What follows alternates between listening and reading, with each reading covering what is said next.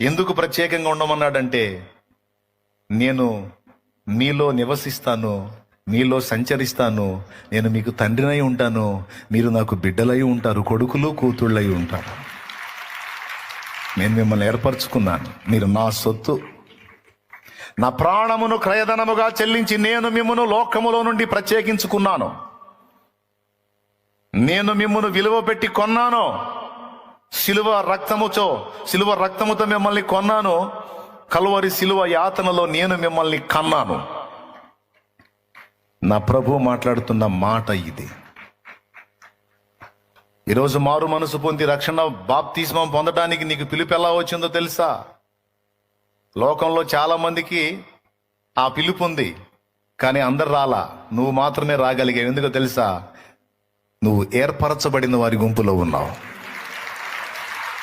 పిలవబడిన వారు అనేకులు, ఏర్పరచబడిన వారు, అది ఏర్పరచబడిన ఏర్పాట్లో నువ్వు ఉన్నావు. నువ్వు వస్తావని తెలుసు, దేవుడికి నీ హృదయం స్పందించిద్దని తెలుసు, నువ్వు కదులుతావని తెలుసు. అందుకే నీకు ఈ వార్త చెవికొచ్చేటట్టు చేసి నిన్ను ఆయన రెక్కల కిందికి తెచ్చుకున్నాడు ఈరోజు.